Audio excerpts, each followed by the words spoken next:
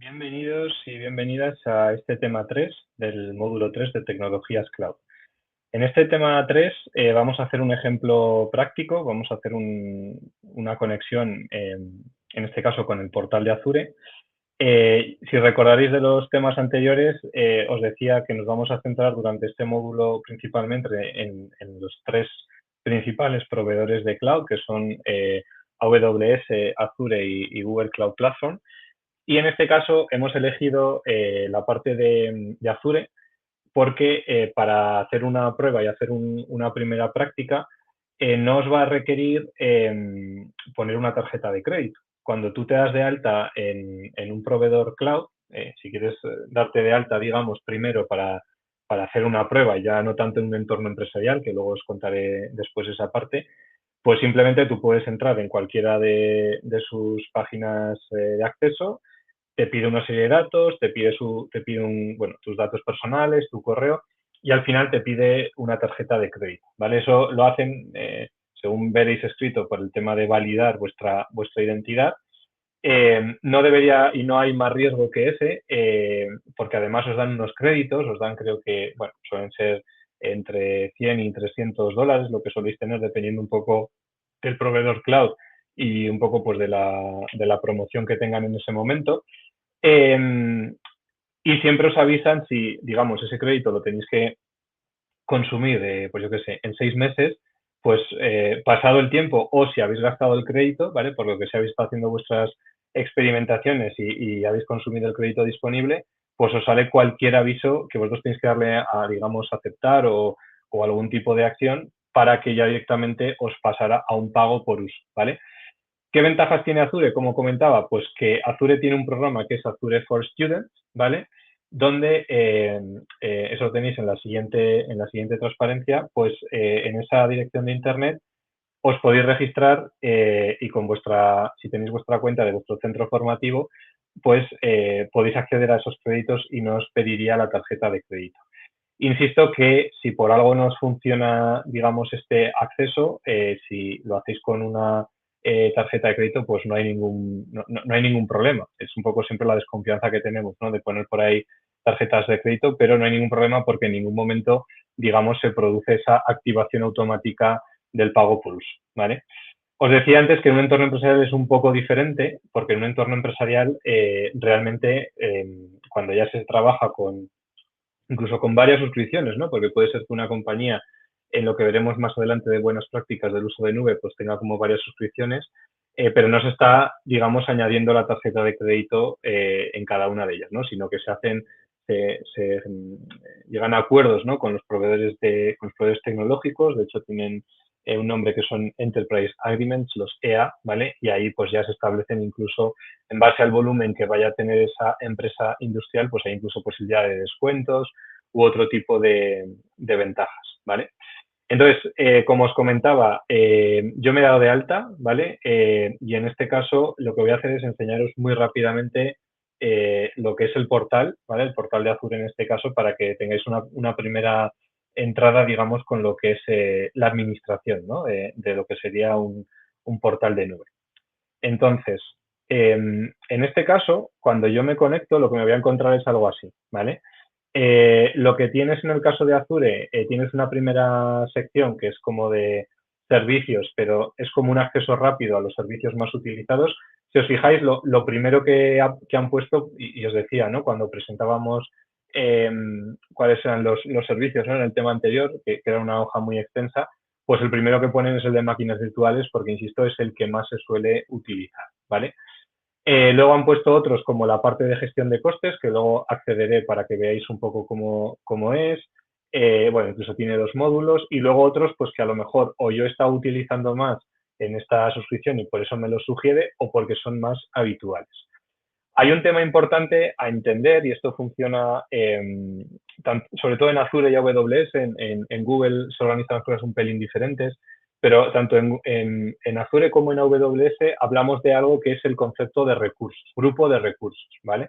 Entonces, aquí lo tenéis en el caso de Azure, grupo de recursos, y digamos que esto se refiere a lo que en Azure se llaman, bueno, y AWS, como agrupaciones o contenedores, ¿vale?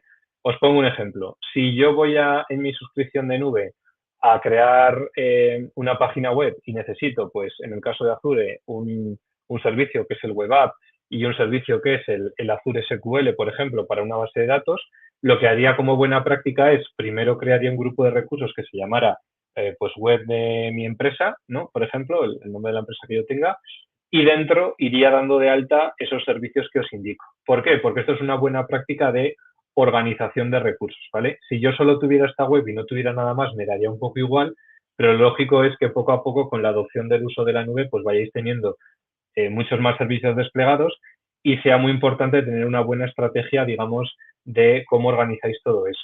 De hecho, es recomendable incluso la forma de crear los nombres, tanto de los recursos que van dentro como del propio nombre del grupo de recursos, a la nomenclatura. Es decir, oye, pues todos mis grupos de recursos pues van a empezar pues por el nombre de la fábrica o el país, el nombre de la fábrica y el tipo de proyecto o lo que tenga sentido en vuestro caso y que acordéis, ¿vale? Pero es muy necesario tener eso porque normalmente esto va creciendo y cuando llevas un tiempo tienes tantas cosas, digamos, dadas de alta que ya no sabes pues, si hay algo que esté obsoleto, algo que se pueda, digamos, revisar en cuanto a esa escalabilidad que decíamos, que no solo hacia arriba, sino que también puede ser hacia abajo y para ahorrar costes, etcétera, ¿vale?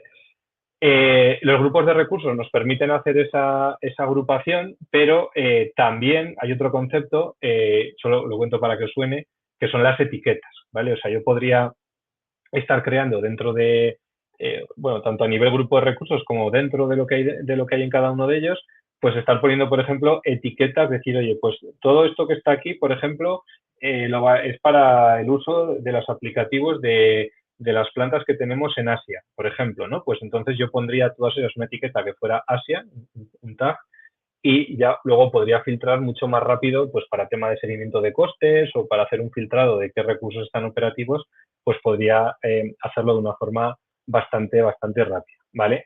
Si le doy al botón de más servicios, vais a ver que el catálogo es inmenso, ¿vale? Los tenéis agrupados, como os he enseñado antes, por familias, pero ya veis que aquí salen unas cuantas más, ¿vale? Incluso familias que antes no os he contado. Y también tenéis aquí, pues, bueno, sí, las familias que os decía, pero distintos niveles, ¿vale? Aquí pueden suceder dos cosas, ¿vale? Puede suceder que algunas, como veis aquí pone versión preliminar, antes os decía, esto es un cambio constante, o sea, aquí de pronto aparecen tres servicios nuevos que se han generado y a lo mejor no estaban el mes pasado, o sea que esto suele ser bastante, está en continuo crecimiento pues por lo que os comentaba, ¿vale? Porque cada vez hay más uso, ¿no? Entonces es importante tenerlo en cuenta. Y en algunos casos, yo puedo aquí hacer uso desde mi suscripción de nube, esto pasa tanto en Azure como en AWS o como en el caso de Google Cloud, de servicios de terceros, ¿no? Yo, por ejemplo, podría tener un caso que fuera, oye, pues yo necesito una base de datos documental, ¿no? Que hay una base de datos de ese tipo, que insisto, ya veremos en el módulo de Big Data, que se llama MongoDB, pues pudiera tener el servicio directamente de MongoDB aquí y yo simplemente darlo de alta y saber que como esto es una especie de marketplace, ¿no? Pues en base a las características que yo haya elegido de ese servicio de MongoDB, pues haría un pago por uso, o sea, digamos, en este caso Azure me lo refactura con el resto de servicios que yo pago. Y ellos por detrás pues tienen sus acuerdos comerciales, ¿vale? Entonces, insisto, es un catálogo bastante grande, ¿vale? Entonces esto, pues, antes comentábamos que hay que ir poco a poco y asimilando, pues, sobre todo con la práctica, los más utilizados. Más cosas a tener en cuenta.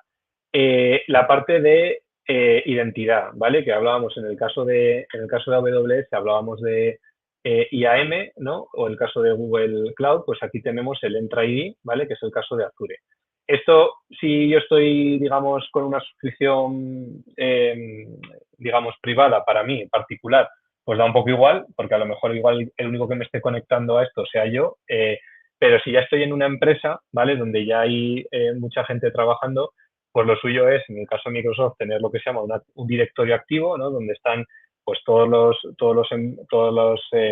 empleados de la compañía, con sus cuentas de correo, etcétera, etcétera. Y esto, digamos, el Entra ID sería donde yo podría gestionar, decir, oye, pues esta aplicación web, por ejemplo, que he dado de alta aquí, pues solo la puede ver el grupo de recursos, planta y equipo de, yo qué sé, de logística, ¿vale? Y ahí dentro de ese equipo de logística, en el directorio activo y en el Entra ID, pues estarían mapeados, digamos, los usuarios, ¿vale? Las usuarias que pueden tener esos permisos. De esta forma, yo solo estaría vinculando ese grupo de recursos con la aplicación de logística que tendría aquí desplegada y automáticamente, pues toda esa seguridad estaría conectada y segura, ¿vale? Tienen bastantes servicios también en todo lo que tiene que ver con monitorización y seguridad, ¿vale? Por eso aquí tenéis el monitor, que aquí con el monitor yo podría estar viendo pues una información un poco más, bueno, iba a decir en una primera foto más métricas de alto nivel, pero luego lo puedo llegar a algo muy, muy fino y aquí puedo definir métricas de todos los colores. O sea, puedo hacer la típica monitorización de decir, oye, quiero ver el estado de salud de esas máquinas virtuales que os comentaba antes, ¿no? Por ejemplo, pues ahí que se suele mirar, pues se suele mirar cómo está de ocupación el disco, el uso de la RAM, por ejemplo, el uso de la CPU, ¿no? Que sería, por ejemplo, la misma monitorización que yo podría tener en mi portátil, y eso me puede interesar porque si dentro de esos recursos tengo una aplicación que tiene cierta criticidad, ¿no? Para mis plantas, pues si digamos, voy justo de recursos, ¿vale? Pues lo voy a ver en la monitorización y voy a poder tomar una decisión, decir, oye, pues esto es una cosa puntual porque ahora yo qué sé,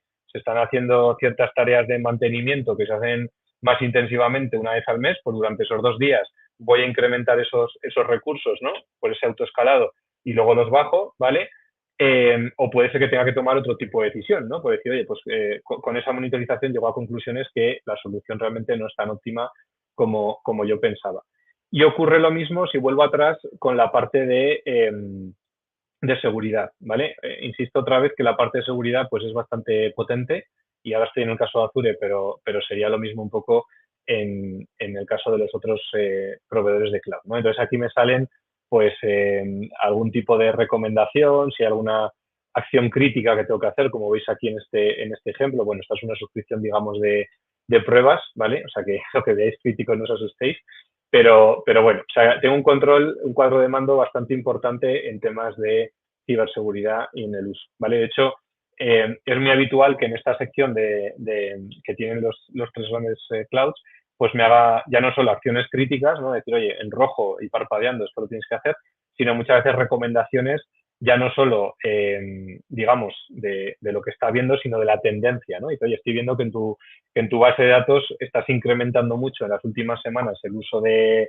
yo qué sé, las escrituras que haces en no sé qué tabla, pues a lo mejor te recomiendo incluso pues cierto dimensionamiento, ciertas cosas, ¿vale? O sea, tanto la parte de monitorización como la de ciberseguridad, la verdad que están bastante bien y bastante conectadas, ¿vale? Y luego la otra parte que también quería un poco resaltar y que he dicho en la introducción, pues la parte de costes, ¿vale? En este caso es una suscripción, digamos, gratuita de estudiante, ¿vale? Aquí no veo nada, pero si fuera una real, pues estaría viendo, pues oye, cuánto llevo gastado en el mes. Bueno, aquí ya veis que tengo muy poco consumo en mi caso, y luego poder ver un poco detalle, pues por tipo de servicio, si tuviera varias suscripciones y todo ese etiquetado que os decía, pues ver un poquito por etiquetas, etcétera, etcétera, ¿vale? Esto sí que es muy importante, vamos a tener un tema dedicado en este módulo, hablar de la parte que se llama FinOps, ¿vale? Que es toda la parte de gestión de costes, porque ahora que estáis empezando o que estáis un poco arrancando, adentrándoos en esta parte, pues os da un poquito igual, pero lo lógico es que esto en poco tiempo, a lo que te das cuenta, estás haciendo un consumo importante y digamos que se pueden conseguir grandes ahorros si se hace una buena gestión de los costes, ¿vale? Y ya os digo que a grandes rasgos esto sería un poco lo más destacable, ¿vale? Que os quería enseñar de lo que es de lo que es, digamos, el portal, ¿vale? Eh, Esto otra vez es práctica, práctica, práctica, o sea, no os tenéis que asustar al principio porque son muchas cosas. Cuando entréis, vuelvo a insistir, vais a ver muchísimos servicios y no hemos visto ni el 10% habremos visto de lo que hay, pero sí que vais a ver que los que os he contado se repiten muchísimo. Si hiciéramos una estadística, ¿no?, del frecuencial de uso de los que os he puesto, pues seguramente son los que más con diferencia, ¿vale? Entonces, bueno, esto es una acción que hay que ir llevando poco a poco y muy cercana cuando poco a poco se hace un mayor uso de la nube. Y hasta aquí un poco este ejemplo práctico, ¿vale? Que os quería enseñar de cómo hacer uso, en este caso, con uno de los proveedores tecnológicos de cloud, que en el caso de Azure. Muchas gracias.